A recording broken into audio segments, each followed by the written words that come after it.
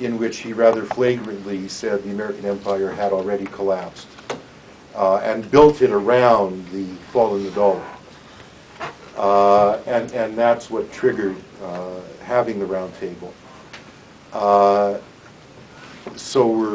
That's why it's so much called the fall of the dollar, the fall of the empire. But obviously many more things than the fall of the dollar may be relevant to our discussions today. What is the banner headline right across the globe today? America teeters on the brink. And it seems to confirm Arrighi's argument in ULF Review a couple of years ago that if Vietnam was the signal crisis of the American empire, Iraq is the terminal crisis, or symbolizes the terminal crisis of the American empire. We do want to focus to some extent on what the fall of the dollar entails, and clearly what we're getting at is, given the central role that the American capitalism and the American state, the American empire, has played in the making of global capitalism in recent decades, what are the implications of the fall of the dollar and a major recession in the United States? I invited Wacom to be part of this panel, but he turned me down on the grounds that he has a Saturday column to write every week, and he can't devote a Friday to anything else but that. In his stead, I invited his professor and mentor, Mel Watkins, who would have taken a somewhat different position than Tom Wacom. Mel just informed me yesterday that he's ill this week and therefore, unfortunately, is not here. So the rest of the panel will be familiar to most of you. Chris Rood was a postdoctoral fellow here just a couple of years ago. Chris has a PhD in economics from the New School of Social Research in New York. Many of you will know at least his piece in the 2005 Socialist Register on financial capital and the American empire, a very important piece. And it's very good of Chris to come up and be here for this roundtable from New York. Scott Aquanno is a PhD student in our program, just beginning his PhD thesis on international bond markets and above all, the place of the American state in international bond markets. And I don't know that Sam and David need an introduction, but Sam... I know David. I know Sam. Sam is the Packer visiting chair here in our department, and David, of course, is the chair of our department and is teaching you all capital, I hear, this year. So, everyone was asked to speak for 15 minutes to the topic. I informed Chris, since he's come all the way up from New York, that since Mel wasn't coming, he could have a little bit longer than 15 minutes if he wanted to take it. And we'll go in the order of Chris, and then Scott, then David, and then Sam. Chris, thanks for coming. Yeah, I'd like to thank you for inviting me here. This is a very nice place. It's one of the few places actually in the world where you can actually study radical political economy, and you should all be grateful for the fact that you're here. In some ways, in that respect, I miss this place. Before I begin, I'd like to, two people who are important to me died recently. One of them is Andrew Glynn, and another person who died recently who was also important to me is Philip Agee.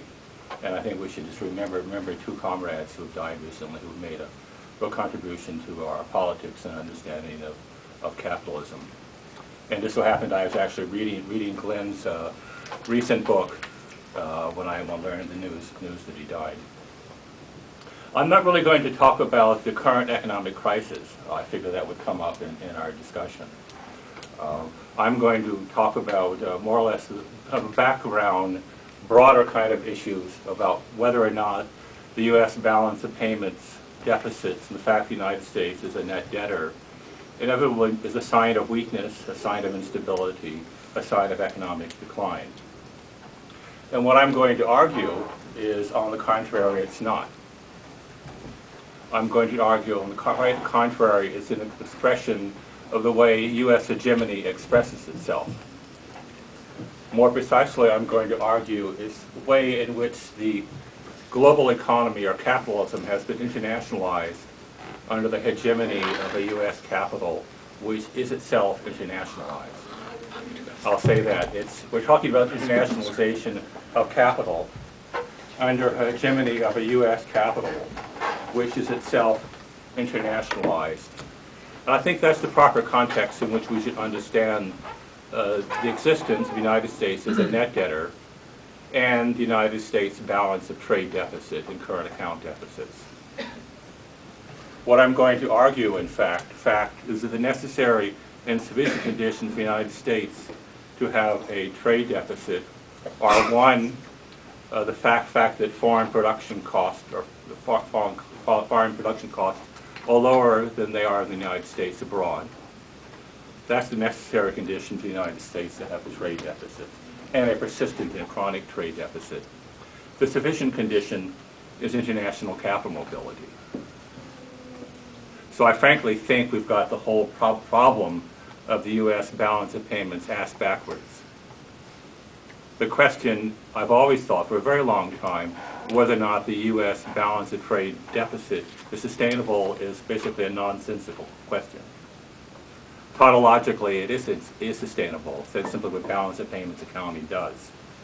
The real questions we have to understand is why we have it and why it persists. And as I said, and I'll repeat this, the necessary and sufficient conditions for the United States to have persistent or chronic trade deficit are, one, wages abroad are lower than the United States. Or more accurately, unit labor costs are lower abroad than they are in the United States. That's a necessary condition. And the sufficient condition is international capital mobility, which tends to equalize profit rates. You have those two things, and you're going to have a persistent and chronic trade deficit for the United States. And frankly, there are no economic factors which will bring about or are alive to correct it.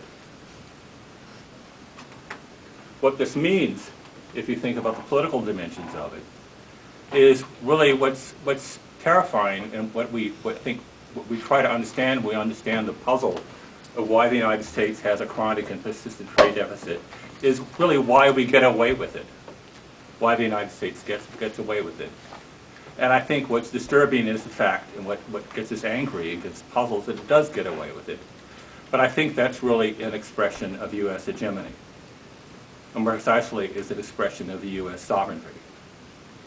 And I mean that quite literally, because one of the things the United States does, and consistently does, the United States does not follow the Washington Consensus.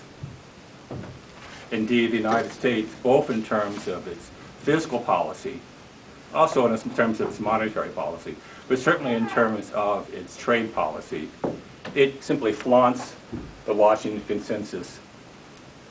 On the other hand, the Washington Consensus is imposed and is enacted upon everywhere in the world but the United States.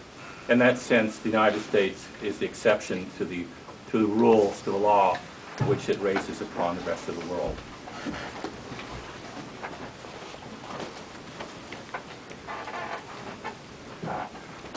I first formulated my views on the role of the dollar of the United States as a net debtor, and the United States having a chronic and persistent trade and current account deficits, actually some 20 years ago.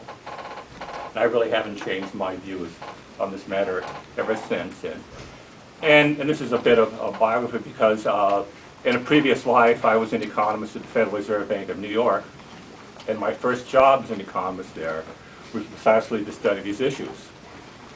And it was really right to the time of the Plaza Agreement, and with their efforts to knock the dollar down to get rid of our trade deficit and so forth and so on. And the really concerns among officials and among people in the market is about this crisis. Is it going to collapse?